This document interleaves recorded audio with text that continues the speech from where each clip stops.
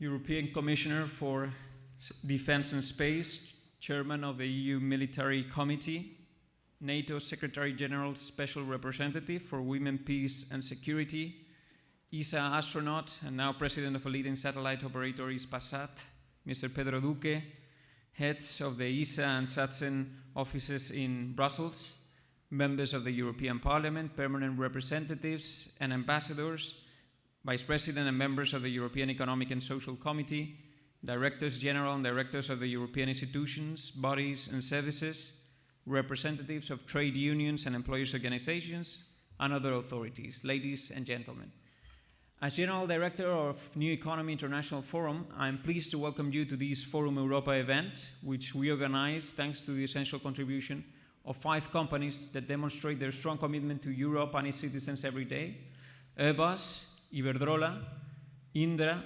Santander, and Telefónica. As many of you know, we started our activities in Brussels last year under the motto "Ideas to Strengthen the Union."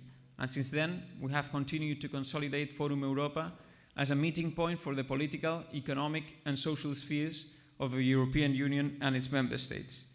Today, we would like to continue exchanging ideas to strengthen the Union, and for that, we have the honor of welcoming Mr. Andrius Kubilius, European Commissioner for Defence and Space, who will be introduced by Mr. Nicolás Pascual de la Parte, member of the Security and Defence Committee of the European Parliament. After an introduction by Mr. Pascual de la Parte and a speech by Commissioner Kubilius, we will open the floor for questions. I look forward to receiving them and kindly ask you to please write them as concisely and clearly as possible. So without further ado, Mr. Pascual de la Parte, the floor is yours. Thank you very much.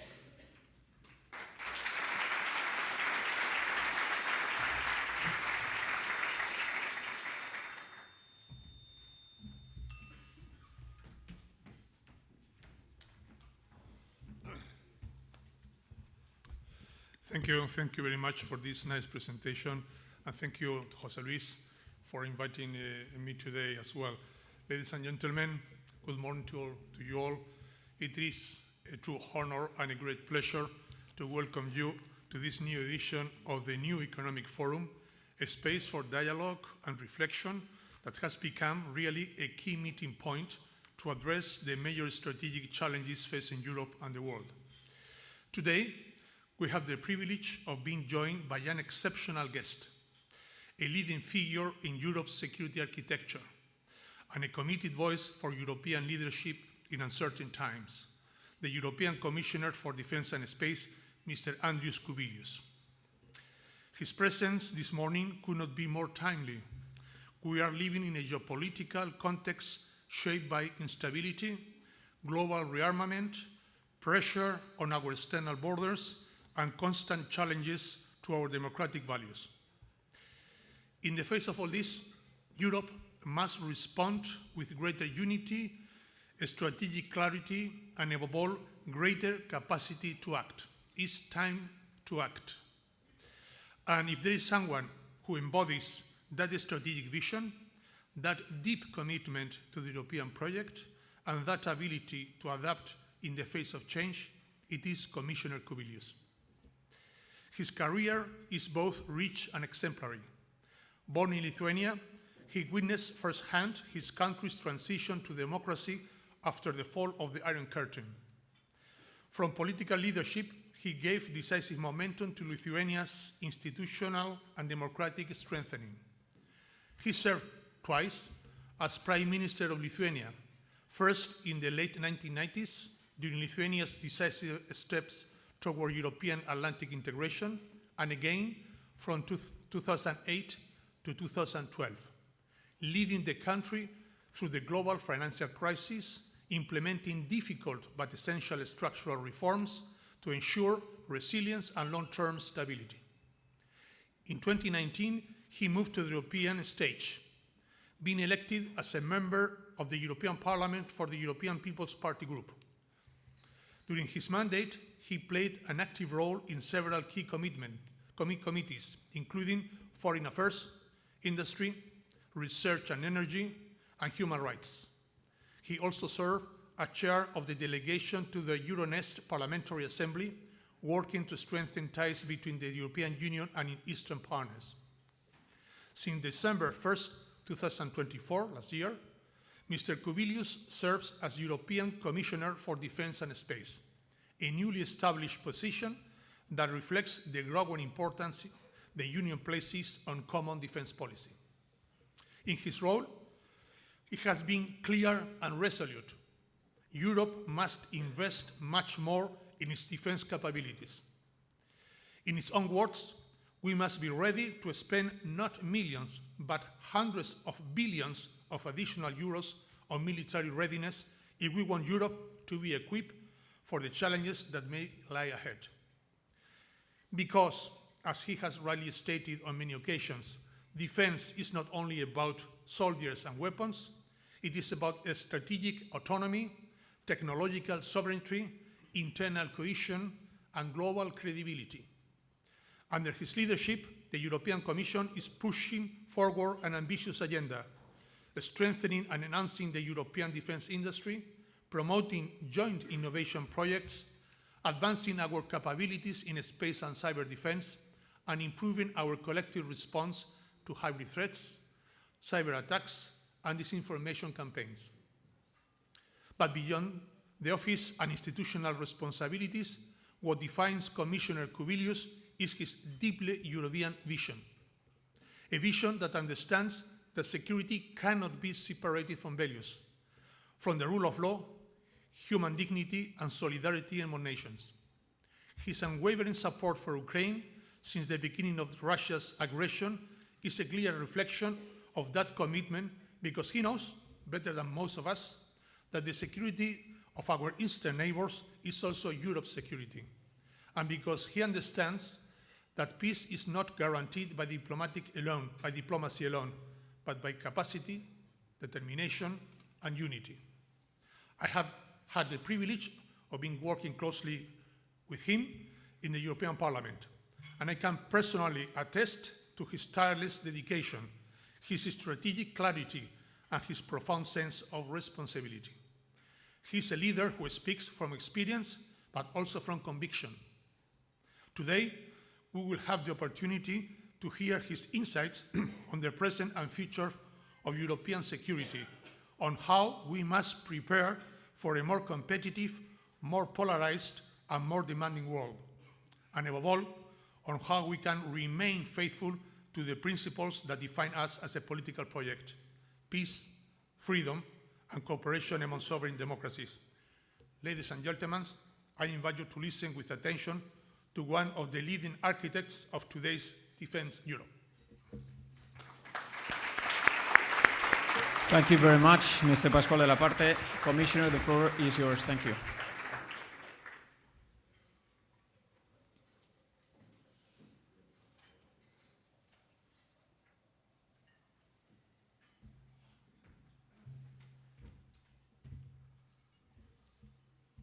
Well, good morning to everybody, and thank you, Nicolas, for your kind introduction.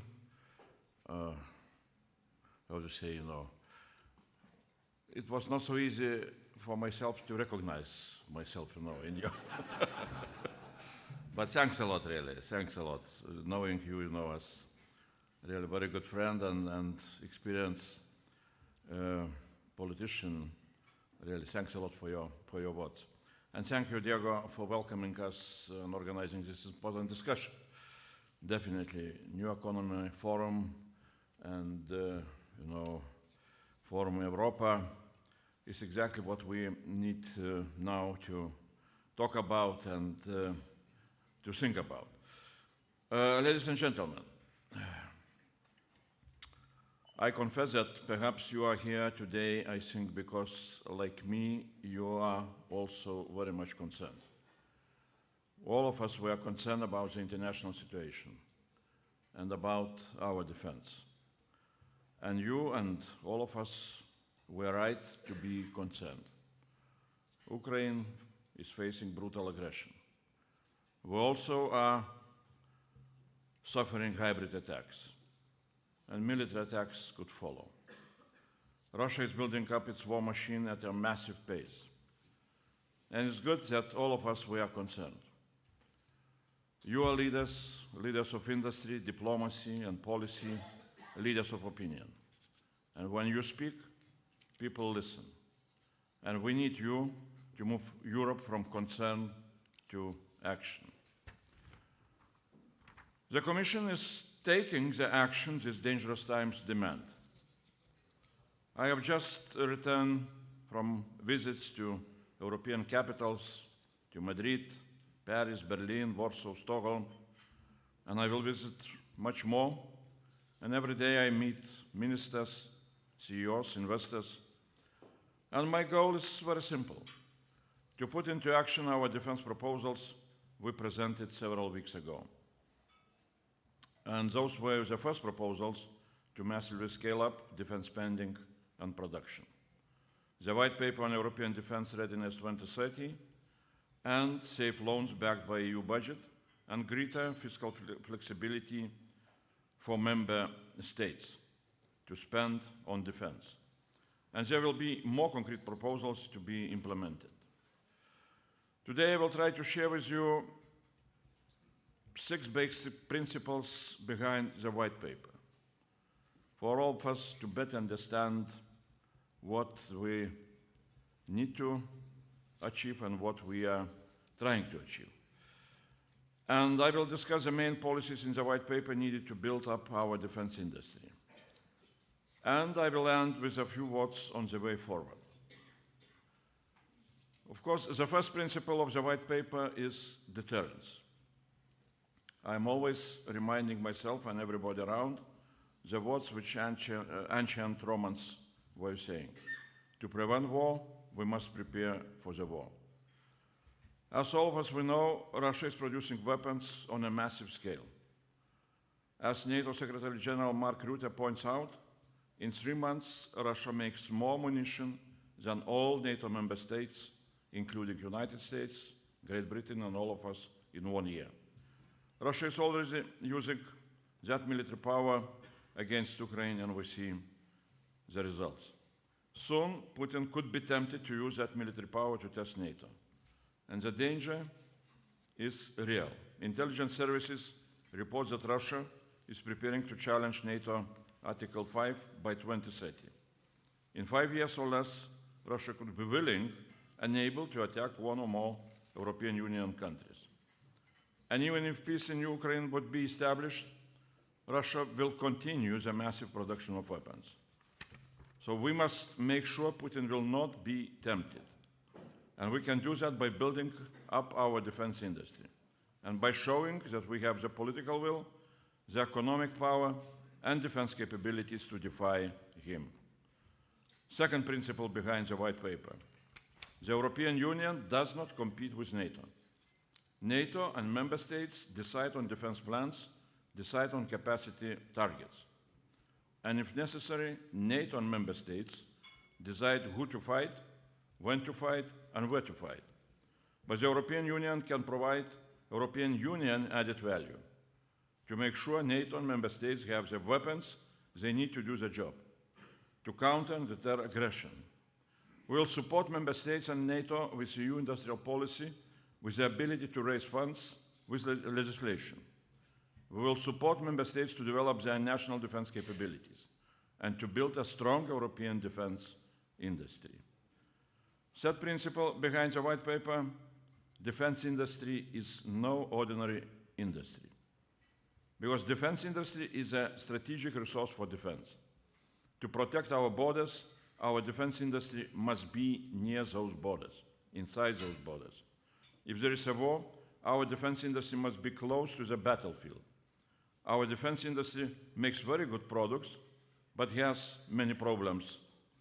In the 15 months after the Russian invasion, member states bought just 20% of their military equipment in the European Union. We have no single defense market. Our defense industry is very much fragmented. So I am always repeating to ministers, protecting national industry will not protect us from Russia.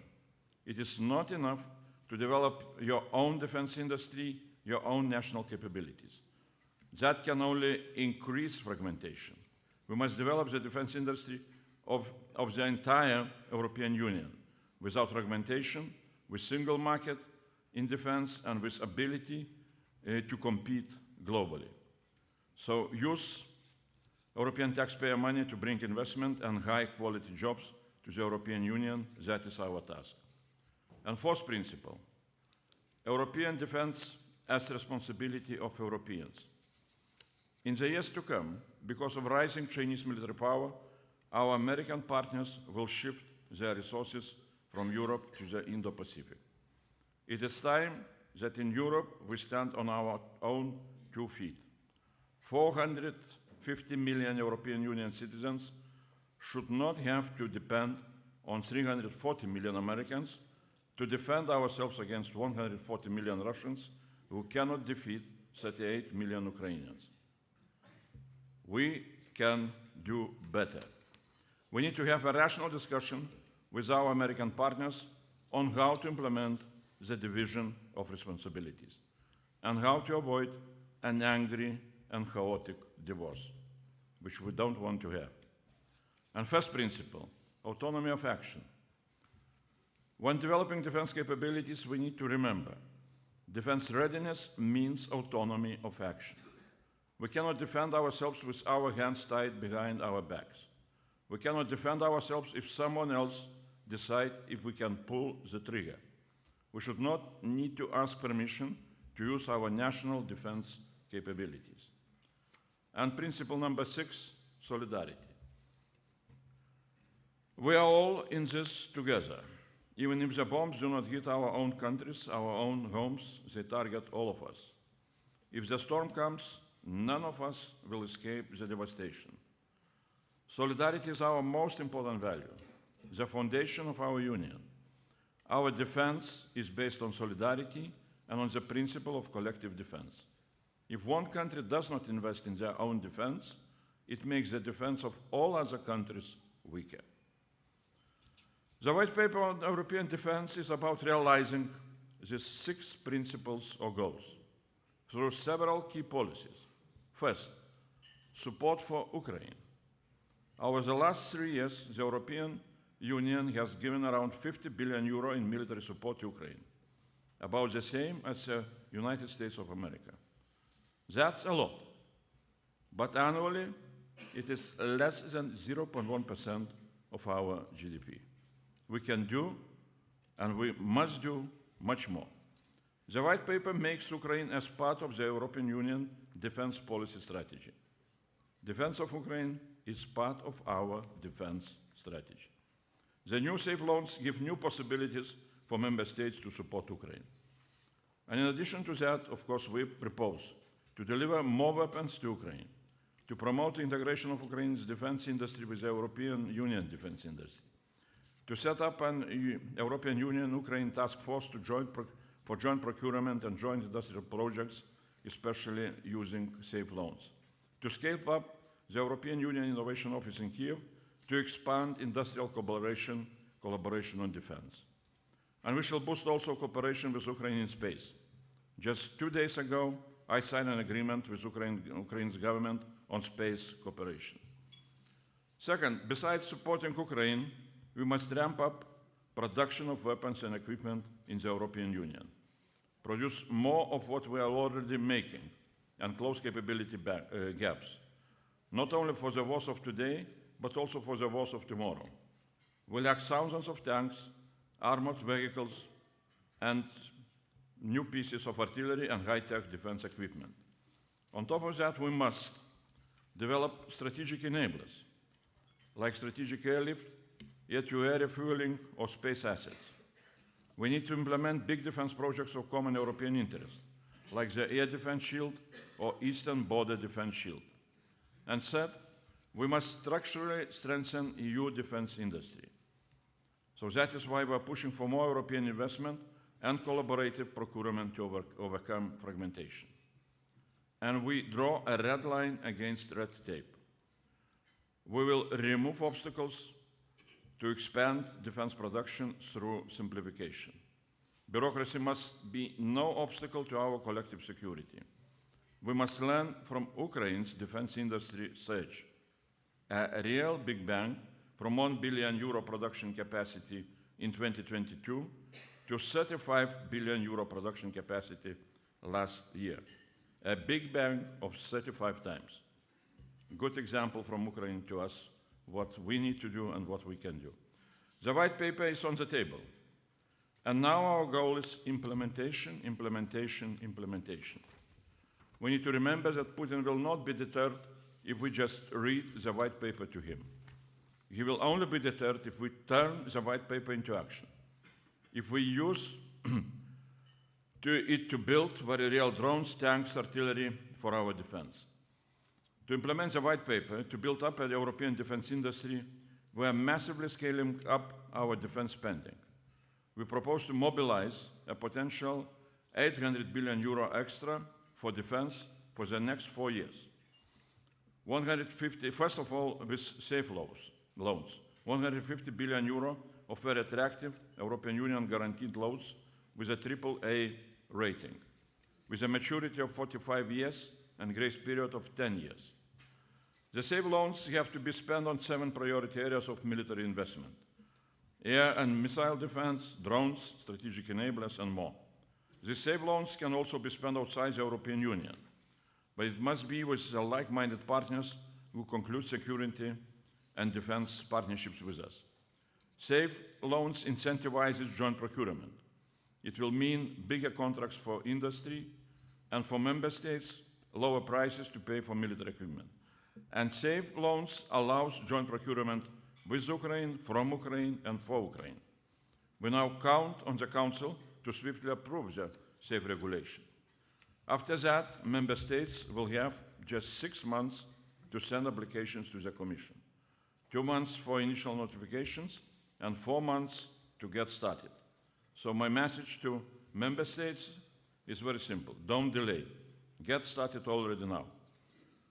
Besides safe loans, we are making it possible for member states also to invest an additional 1.5% of GDP into defense. Member states can ask the Commission to allow them to invoke the national escape clause of the Stability and Growth Pact and to exclude additional defense spending from fiscal deficit calculations.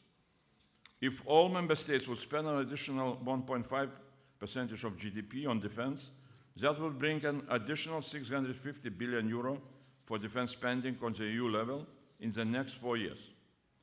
And we expect that member states will notify the Commission during this April month if they want to invoke the national escape clause. This way the Commission can make a coordinated announcement in order to avoid chaotic reactions in the market. We also are opening the possibility for member states to voluntarily invest and use the EU cohesion funds to develop defense industry, to create new jobs, and to invest into national military mobility infrastructure. And in addition to that, we are saying in a very clear way, there can be no more taboos, and taboos are being broken. The European Investment Bank is no longer banning all investment in defense. There are now more possibilities for the European Investment Bank to invest in defense. For example, to invest into EU flagship defense projects of common European interest. And we need to unleash private investment. The 33 trillion, I say again and again. I don't know how many zeros you need to have in mind. So the 33 trillion euros of untapped financial resources in the European Union, mentioned by Enrico Letta in his report, mainly personal savings and pensions, are not used and are not invested into European defense. Europeans lack opportunities to invest into European defense. So what do? They invest in American defense industry. The result? American businesses can use European private money to buy European defense startups. We want these huge untapped European resources to also benefit the European defense industry. As we recently made clear in our communication on European Union Savings and Investments Union. And now we are ready to implement what we announced quite recently. We now have a clear timeline for action. Before the June Council, negotiations on safe regulation and on EDIP should be concluded to boost our joint procurement. We will prepare also an omnibus package to simplify defense production. Together with the External Action Service and European Defense Agency, we will draw up clear roadmaps to fill capability gaps, to ramp up production, to develop strategic enablers, and to move forward on defense projects of common European interest. The Commission will propose options. The Member States will decide. Before June, we will also have a strategic dialogue with the defense industry. And after the June Council, but before the end of this year, we will present a roadmap on the transformation of defense through disruptive technologies, especially artificial intelligence and quantum, and a communication on military mobility with accompanying legislative proposals. If we unite as Europe and mobilize our economic might, we can deter any aggression. But if we don't, our union is at risk, our way of life is at risk. We can deter aggression, prevent war, and preserve peace. But it will not happen automatically. The Commission can propose, can coordinate, can legislate. But the Member States are responsible for defense. They must now live up to this responsibility. The Member States must now act and take the decisions needed not only for their own defense, but to protect all 450 million people in our Union. After this crisis of security is over, life will not be the same as it was before the crisis. Europe will be much stronger in its defense. We'll be stronger together with a strong Ukrainian army and the Ukrainian nation as part of our family, and with peace reestablished on the European continent. Thanks a lot.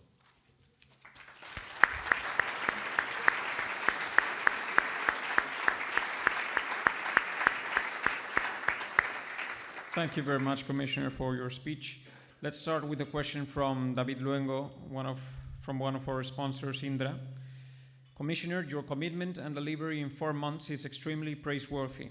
The white paper and the safe proposals reflect a high level of ambition. In this context, would you think that there is political momentum for considering Article 42.2 of the Treaty of the European Union? Shouldn't we pay more attention to the governance and chain of command of all these new instruments? What would be the role of the Commission in that regard? Well, thanks a lot for a very good question, which usually I am trying to avoid. Very simply, because,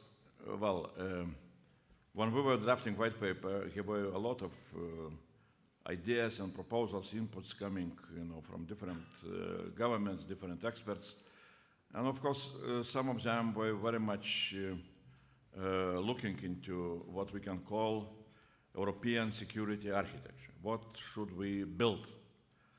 I was deliberately trying to avoid, when we were drafting white paper, some kind of this discussion, because in my view, first of all, we need really to take care about, what I call material side of our defense capabilities. We need to, and with NATO, with member states, we're looking very much into forthcoming NATO review of capability targets, which will come. I hope that NATO will approve those capability targets during forthcoming summit. And based on those targets, we need really to take care about how we are ramping up our production. Because again and again, I am repeating to myself and to my colleagues that we need to look with the eyes of Putin. What can deter him? Our ideas about how we should reform security architecture in Europe for time being will not deter him. What can deter is real numbers of how much of tanks, artillery pieces, infantry vehicles we have on our side. But time will come when we shall really start to discuss also those issues which you raised in the question. And I think that direction where things are moving on the European continent are very clear. We will need to take more and more responsibility on European defense on our shoulders. And having in mind also that it will demand perhaps some kind of new approaches into how we are organizing our defense. And that would be my answer. I don't know if we shall go into the treaty changes. It's more complicated, but we can do a lot, not touching issue of the treaties, and we shall do much more. Thank you very much. Now, two questions on consolidation. One from Pablo García Verdoy from JIC. Do you think the financial and budgetary proposals would be attractive enough to promote defense industry consolidation? And another one from a member of the European Parliament. Will you push Rivera to approve consolidation in space industry? Are you in favor of a European champion in space? Well, I am in favor of champions in general, and definitely,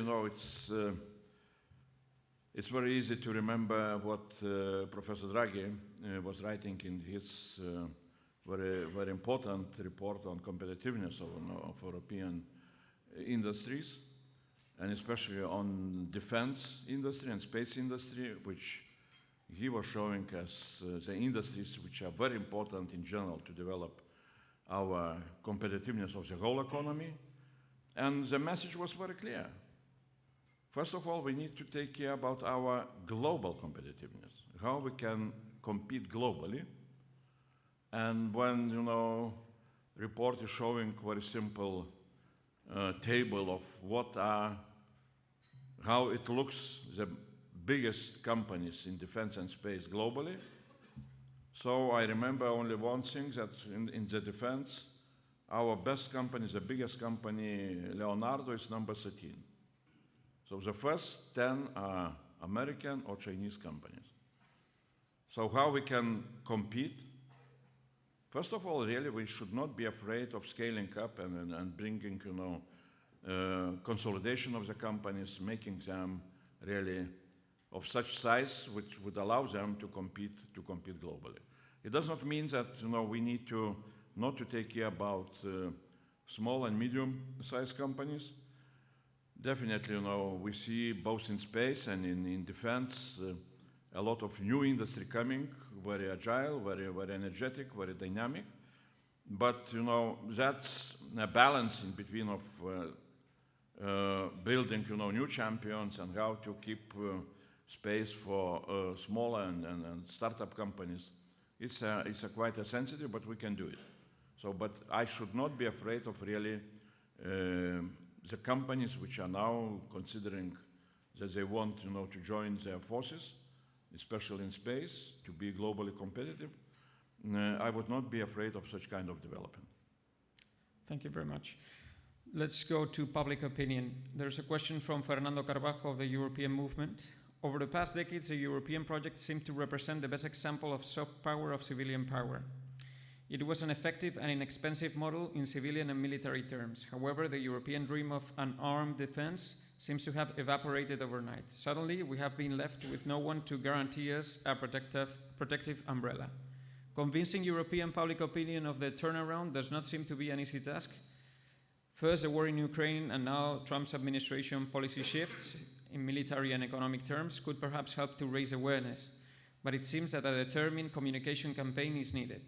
It seems time to seriously reopen debates on the active role that citizens want or do not want, such as military service, to take the lead in defending the EU. How do the institutions and the member states intend to meet this real challenge of public opinion? Do you think that compulsory military service will be extended among member states? Well, first of all, of course, what we can witness, things are changing very rapidly also with the public opinion. European citizens are really prudent enough to see what is going around, and concerns about security on the European continent is spreading to all the different corners of European Union. Of course, the countries which are in the neighborhood of Russia are maybe feeling that threat more radical than in some other countries. But this is again quite natural. I would not be very much worried that in some Mediterranean countries, people do not see threat of Russian aggression in the same way as, for example, citizens of my country, of Lithuania. I remember very well back in 2015, 2016, when Mediterranean countries were hit by huge refugee flows, migrants flows. We in the Baltics were quite, how to say, looking, okay, that's your problem, more or less, we are not touched by that, and okay, we are sympathizing with you, but you should solve your problems, because you are hit. Till we were hit by Lukashenko instrumentalized migrants crisis on our borders. So definitely what public opinion and how people are, how do they see the whole situation, it depends very much also on political leadership. And we can see that in the countries where political leadership speaks openly and really does not try to run away from the challenges and threats and speaks about the need to invest into defense, people accept that policy and they support that policy. Now on what to do with the service, military service, and should we come back to obligatory service? That's for member states to decide. It's again, we need to remember, and we remember very well in the Commission that defense is really very much related with national sovereignty, and the countries, they decide themselves. We are looking how we can assist, and mainly through the policies which, according to the treaties, are where Commission has very clear responsibility, and that is, first of all, what I would call industrial policy, where we are looking how we can support our industry and other industries to be ready to prepare to produce what is needed.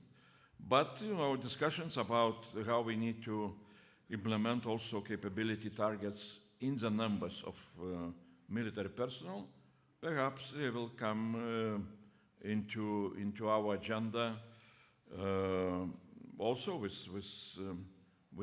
some kind of clear perspective, clear questions, and we're ready to engage into some kind of such discussions. Thank you very much. There's another question on funding. As you mentioned during your speech, the Rearm Europe Plan Readiness 2030 enables spending of over 800 billion euros, unleashing the use of public funding at the national level, creating a dedicated instrument for joint borrowing, safe loans, and leveraging the European Investment Bank and mobilizing private capital by accelerating the Savings and Investments Union. Tomorrow in Warsaw, the EU finance ministers are set to discuss a proposal by the Bruegel think tank to create a European defense mechanism, an intergovernmental defense fund that would purchase and own defense equipment and charge usage fees to its members. The European defense mechanism would admit members from outside the EU like Britain, Ukraine, and Norway. Do you have any thoughts you can share with us on this European defense mechanism? Well, member states can decide how to go and what additional is needed. I can just remind that the last council which approved those financial proposals which came from Commission President and Commission with the Rearm Europe package, Council also asked the Commission to look into additional possibilities. As those additional possibilities can be, what Bruegel presented in their very interesting paper, we shall see. Well, now we open possibilities for member states to spend really big amounts of money. So, we expect that member states will start to use those possibilities in really an effective way. I would remind that when we're talking about 800 billion during the next 4 years of additional funds, we should remember the word additional. Because now European Union member states are spending around of 2% of GDP. So if we shall put all the amount into our mathematical calculations, and let's imagine idealistic, variant. Again, I am idealistic, I am saying. How much it will be realistic, we shall see, but let's imagine that from the next year, all the member states, after NATO decision, will start to spend 3.5% of GDP for defense. Adding to those 2% what they are spending now, those 1.5%. So it will be around of 600 billion per year for defense. During 4 years, it will be 2.4 trillion for defense. In average, NATO member states, when they are spending their money for defense, around of 30% they are spending for real investment, real procurement of weapons. So it means that during next 4 years, there can be around of 800 billion real investment into defense. So that's why I'm saying in a very simple way, industries should be ready to take such amount of money. Do we need additional mechanisms? I am not ready to answer, but my point is very simple. Yeah, maybe we can discuss additional mechanisms and so on and so on, but we need to start to do the job now. And there are possibilities to do a job now. If there will be a need of additional things, we shall decide. But now to start to think or to have some kind of temptation that, well, maybe there will be something much better, and not to take those opportunities which we are now creating, it would be a big mistake. So let's start to do the job with what we have now. I hope that finance ministers also will look into what is needed to be done in order for us to start implementation both of safe loans, and I hope that Council will agree very soon also on EDIP regulation, and we shall have new instruments which we need to start to implement without delays. Thank you very much. Let's go to telecommunications. We have a question from Telefónica, one of our sponsors. Defense and security are deeply interconnected domains in which reliable telecommunication operators play an essential role. Our contribution goes far beyond secure infrastructure. We also bring critical expertise in key technologies such as cybersecurity, drones, 5G, cloud computing, and emerging fields like quantum communication. Where do you see the most strategic roles for reliable telecom operators in defense and security? And how can we ensure the sustainability of European operators and secure the necessary investments, whether through public funding, public-private partnerships, or innovative financial models? Well, maybe I will here touch upon how much we need to take care about possibilities which our space systems are able to give for our defense and security. And here comes, first of all, again, answering to that question, here comes the issue of so-called secure satellite communication, which we watched very carefully how things were developing in Ukraine, where Ukrainian soldiers are very much dependent on Starlink communications. And we know what we need to do on our side. We are developing IRIS² new satellite communication system, secure satellite communication system, as something what really is absolutely needed for us to be ready for whatever challenges can come. Of course, this system, which started to be implemented only quite recently, the full implementation will take some time. It can be ready in 2029, 2030.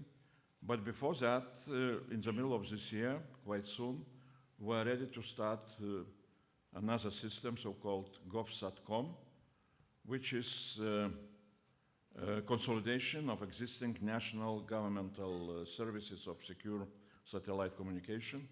And that's, again, I think is a very important step forward in this area of where really militaries need to have good communication. Thank you very much. On that same topic, Pedro Duque is an astronaut and now president of Hispasat, asks, does Europe aspire to have access to all available satellite defense capabilities? There is a lot of excitement in the European space industry about Aries Square, as you just mentioned, but how should we engage small and medium-sized enterprises and startups?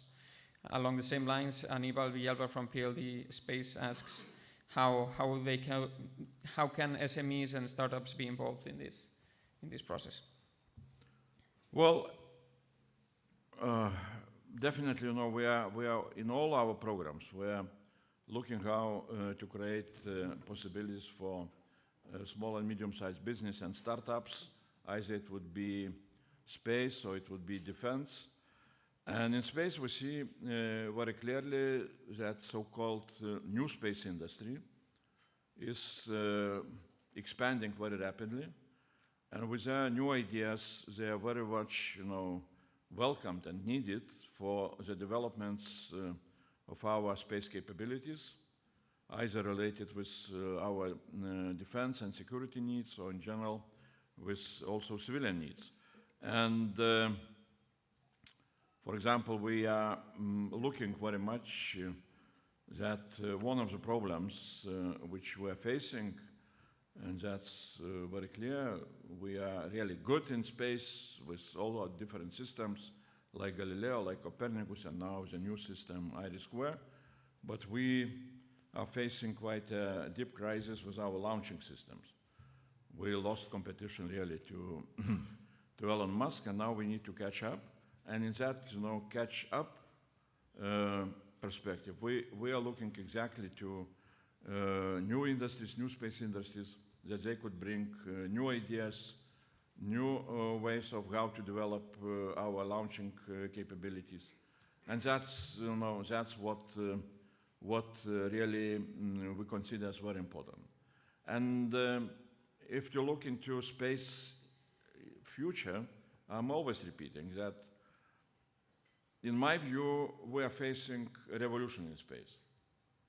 And the next decades can bring a lot of new developments, not only for defense, but also, for exploration of moon, or let's say manufacturing in space, and so on and so on. And we need to start to, to change our mindset. To change our mindset in order to understand how important space will be in this century. I'm always repeating very simple historical facts that, 19th century was a century of trains and railways. The 20th century was a century of airplanes and automobiles. The 21st century will be the century of space. So, and in that development, startups, new companies, the space industry will play most important role. Thank you very much. There's a question on the upcoming Space Act. The European Commission plans to publish its Space Act between April and June 2025. Could you please share any updates?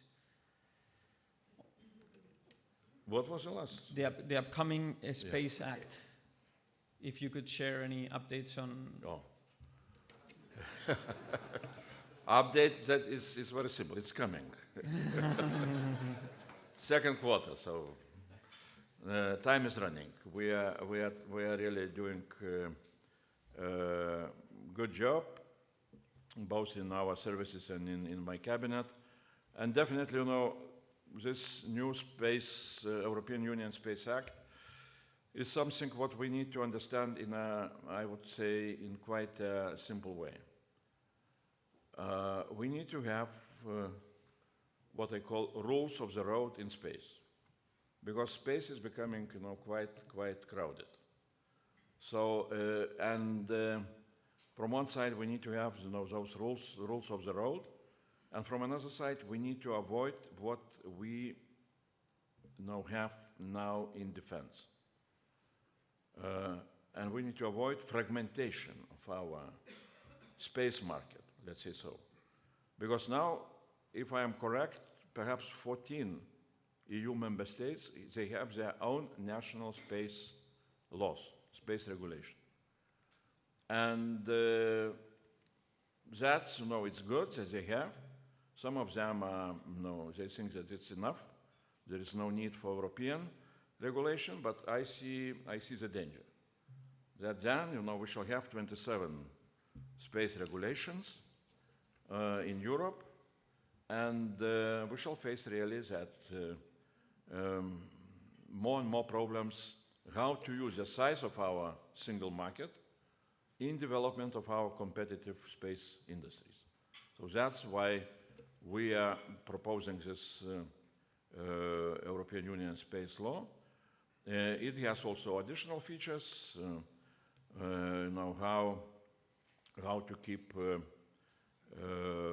space as safe as possible, how to keep it, sustainable, how to not,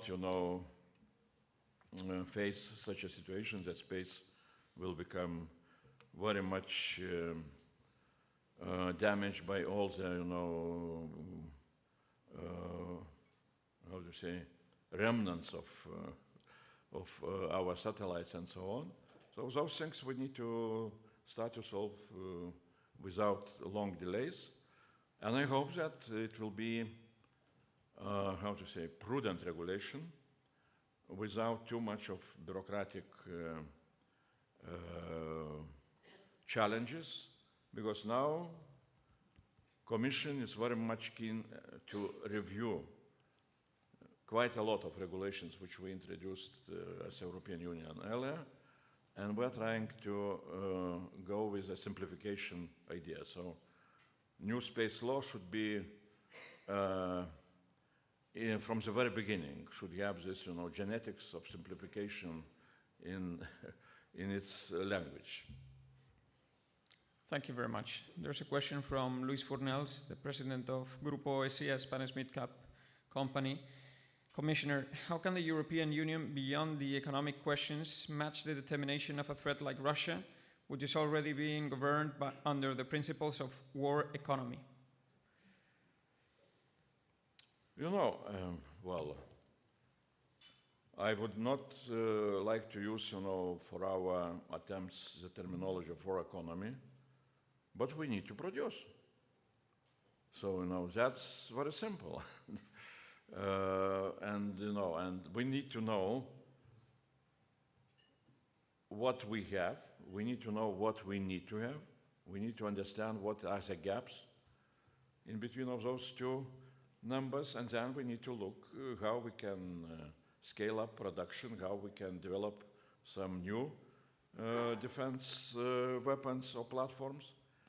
And that's how I can answer to such a question. I am always reminding myself and my colleagues two things from the famous European godfather European community, Jean Monnet. So Jean Monnet was, first of all, when Rome Treaty was signed back in 1957, he put very clear perspective how European Union, at that time European Community, will develop itself. And he said, European Community will be created during the crisis.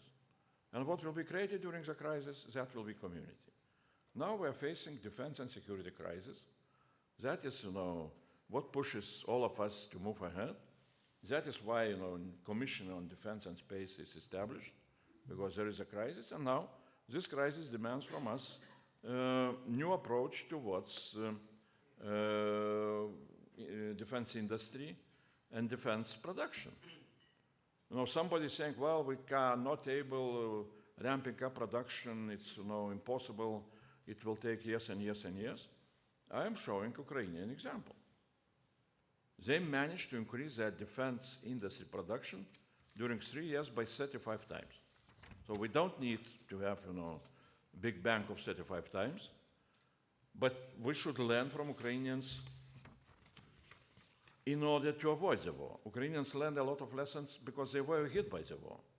So if we are prudent enough, we should learn those lessons before. And it's very clear what Ukrainians did. They really abandoned a lot of regulations which they have had before in order to create possibilities for industries to ramp up for newcomers, new industries really to do some miracles. Yesterday I had a privilege to meet with Vice Prime Minister of Ukraine, Mikhail Fyodorov, digital guru, but not only for digital things, but also for digital in defense. And they have shown me really very, very interesting and very informative video on what they are doing with so-called drones army. And I understood very simply, that for me always the question when we're talking about defense is very simple. Who should integrate with whom, Ukraine with us or we with Ukraine? Because we can learn from them a lot of very important things. So, and that's my answer. There are possibilities to do much more, much better in defense, and I'm absolutely sure that we can do that. Second lesson, if I may, one additional sentence, again from Jean Monnet. Because Jean Monnet was not only was very influential in creation of European Union, but he was very influential at the beginning of Second World War when he managed to convince United States administration, Roosevelt administration, to prepare so-called victory program or victory plan. And if you will read his memoirs about how he was speaking and what he was doing, my understanding, my main takeaway from his memoirs was very clear. He was able to explain everything in a very simple way. And for him, the whole issue about victory plan was balance sheet. And you need to know what you have and what you need to have. And then the question is how to produce. So that's my point that, again, let's not allow ourselves to be lost in some kind of very complicated discussions. There are, we know that Russians now are producing 4 times more weapons than all of us were producing. So that is for us very clear challenge. And we need to go and to look how we can start to produce much more of what is needed. Perfect. Thank you very much. There's a question from Jose Rivas from Bird and Bird.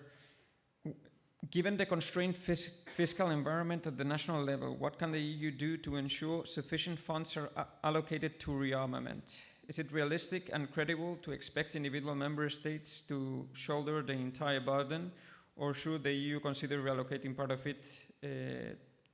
of its budget or joint borrowing? Well, as I said, we created some possibilities which can be, and I hope that member states will use those possibilities. What will be needed in addition, we shall look. But there are some things which we need to understand in a very simple way. There are, again and again, somebody repeats these discussions. European Union should go for grants, to give grants to member states. In order, because member states have all the problems, deficit, debt, and so on. I would very simply remind what is the difference in between of loans and grants. When member states are taking loans, they are taking also obligation to repay loans. When we are talking about grants from EU, it means that the European Union budget will repay, that loan which EU needs to take in order to give grants to member states. That was done during pandemic. It was really very crucial, very important, and as we remember, European Union took, the loan, 850 billion euros. They were, distributed like grants to member states. At that moment, there was some kind of promise that, there will be efforts spent to find a way how to repay those debts.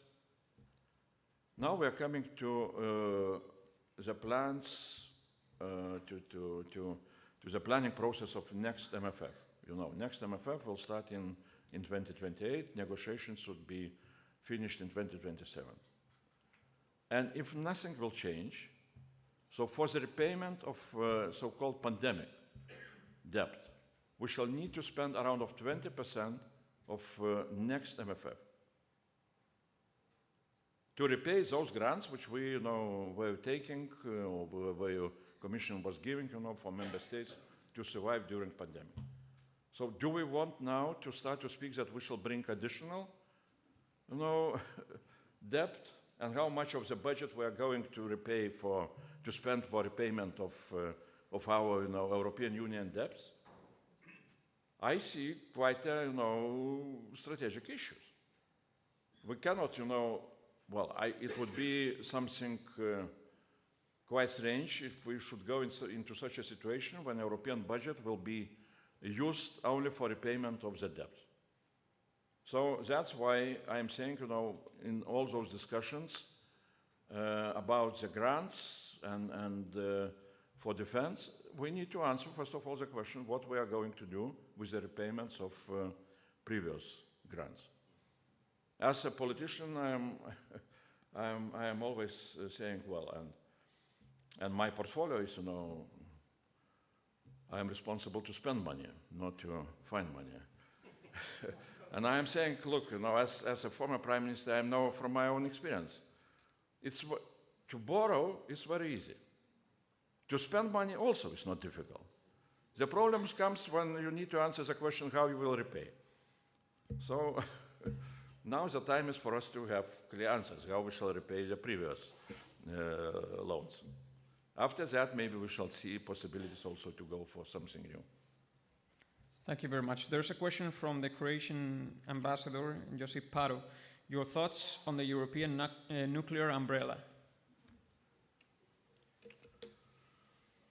Luckily, it's for member states to decide.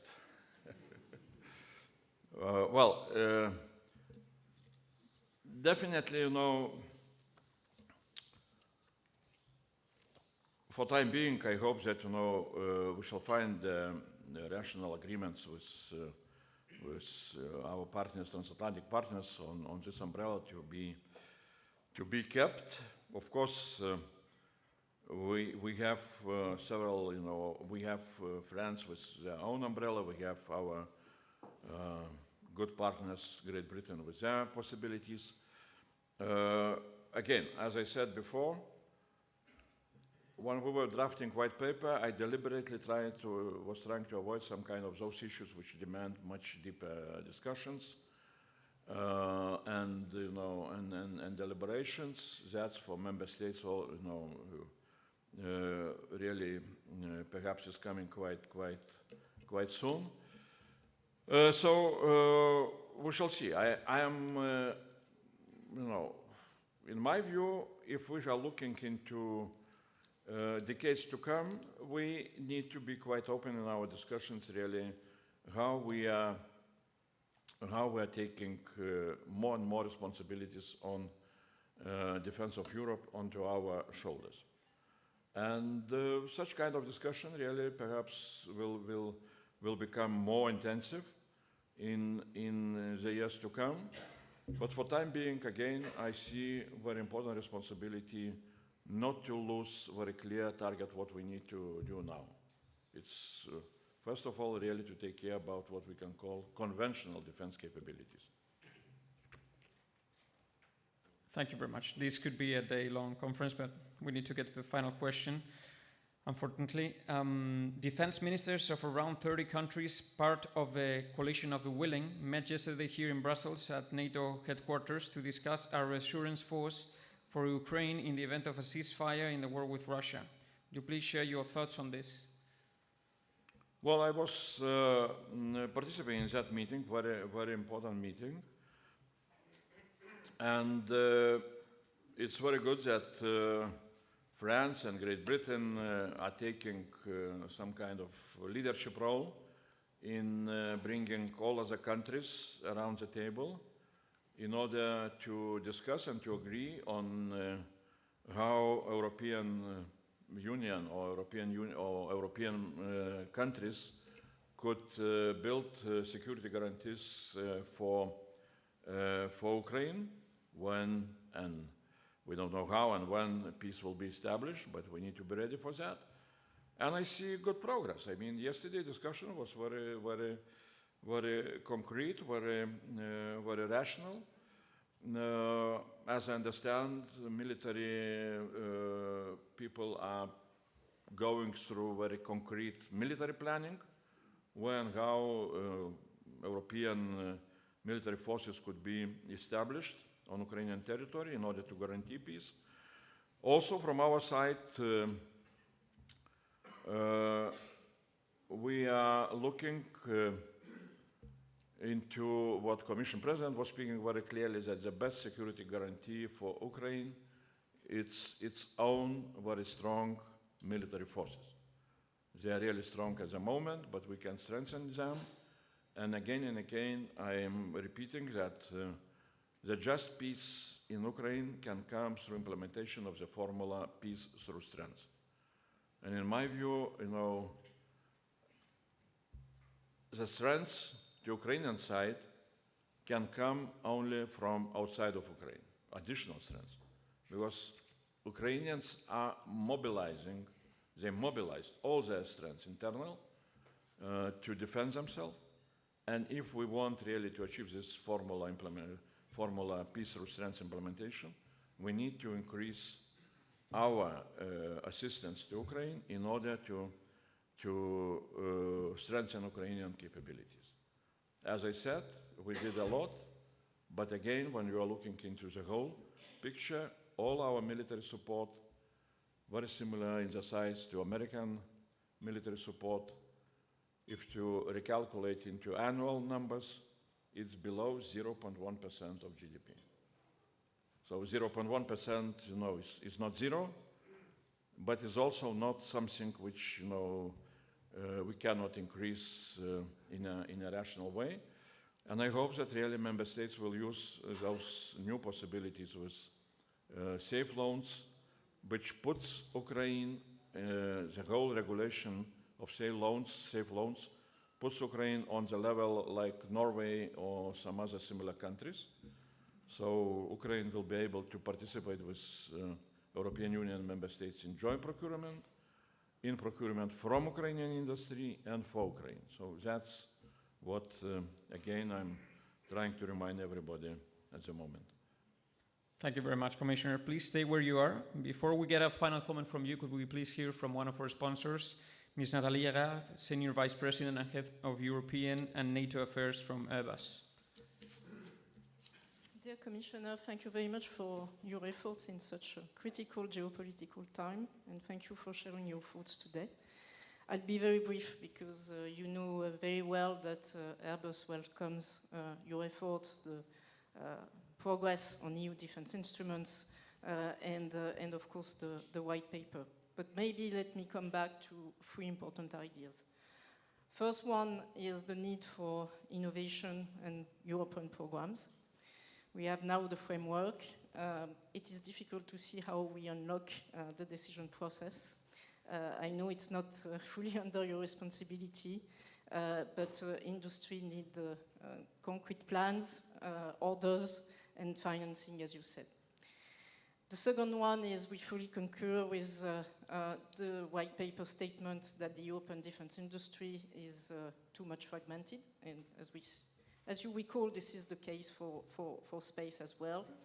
And therefore, any way, not only to increase investment, but as well to procure through several member states, so for common procurement and with common specification, is a very important topic for us, and your view on that is always welcome. And last but not least, you mentioned the non-dependency. To be non-dependent, to be able to decide freely, to act freely, the European Union and the member states needs technologies in Europe and needs manufacturing in Europe. And that's why we always say that having the EU design authority in EU for a European project is absolutely a must. This is the only way to have your IP and not be dependent on third countries' influence. It's sometimes not very well understood. It seems as a protectionist measure, and I would welcome your thoughts on how we can explain to people why the design authority in Europe is good for Europeans. It's good for their strategic autonomy, their independency, but it's good as well for technology in Europe and high added employment in Europe. And of course, with a majority of the manufacturing being made in Europe. Thank you very much, Commissioner. Thank you very much, Mr. Rath.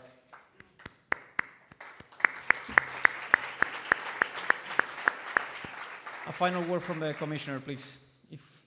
Well, thanks a lot for such kind of questions. It can take another hour to elaborate on all the aspects.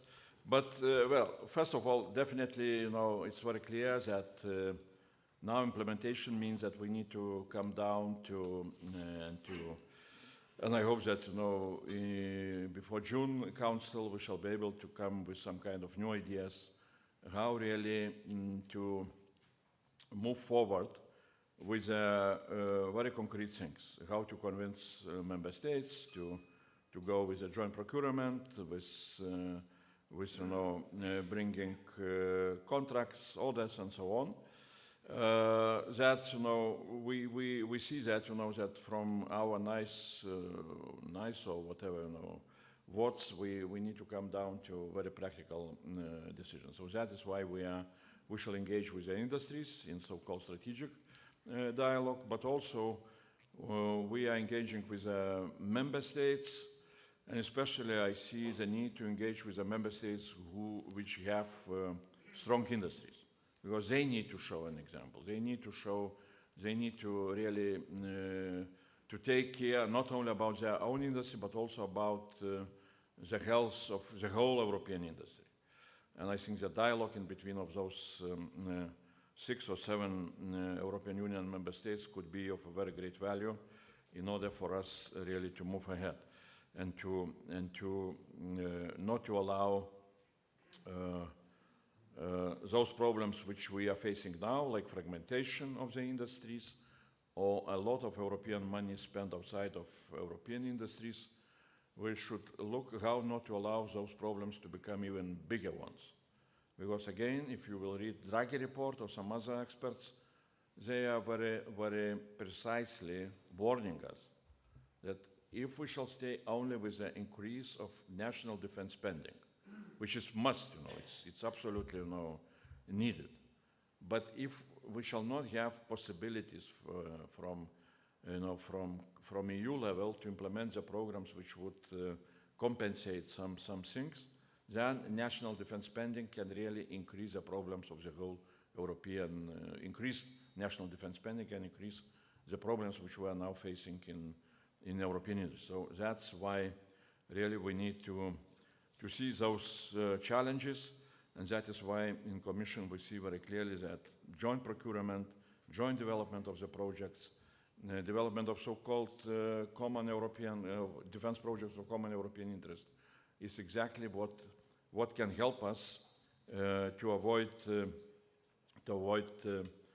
such problems. Now, I am repeating everywhere that when we are talking that we need to invest into European industry, this is not related with any kind of protectionism.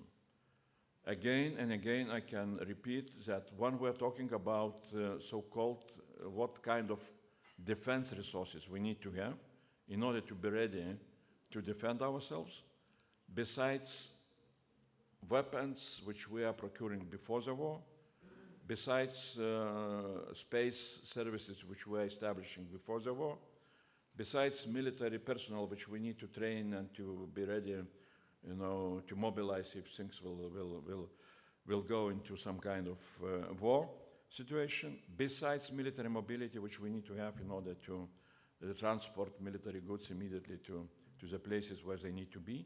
We should not forget that defense industry is the same sort of the resource for defense. Because if the war comes, you need to have defense industry ready to repair, to maintain, to produce new weapons, and you need to have that industry not far away from conflict zone. So that's why investment into European industry is simply investment into additional into very important our defense capability. So that's nothing, no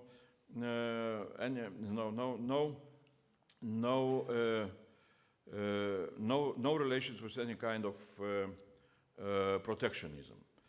And I see that sometimes governments or defense ministers, they are forgetting this, importance of defense industry. They think that everything what is important is to procure weapons before the war, to have them in stockpiles, and that's all. Stockpiles during the real war will be gone, during the first several months. Americans did very interesting war game simulation, and they asked what will happen with their 15 heavy military brigades if those brigades will be involved into real war exchange, like in Ukraine. Not like in Afghanistan or some other places, but like in Ukraine. And they knew what is, in average, what is the rate of losses of the technique. They knew how much they are producing now of different weapons. And the answer of this war game simulation was very simple. After 10 months of such a war, Americans will have 2 brigades out from 15 with the equipment. So that's what we need to have in mind. And that is why when we're talking about our preparedness, our readiness to defend ourselves, defense industry, development of defense industry is one of the most important things which we need to do. So that's my point. Now, last point, I do not have any critical remarks about, for example, American defense industry. But I have critical remarks about ITAR regulation. American regulations that all the weapons which you are procuring from Americans, or even, components which you are bringing into your own defense industry. According to that ITAR regulation, Americans are keeping, in such case, some way legal power to decide where you can use or not use those weapons. And that is what we saw quite recently in the war developments in Ukraine. So that is why we really, if we are investing into our defense capabilities, what I was saying, we need to have such defense capabilities where we can decide where to use, what targets to choose, and so on and so on. So that's very simple. I don't know how our relations. I hope that our relations with transatlantic partners will develop into some kind of rational way. But in that case, really, perhaps there will be also possibilities to talk with our American partners on how this ITAR regulation is really creating for us the problems in the industrial partnership with American defense industry. Thank you very much, Commissioner.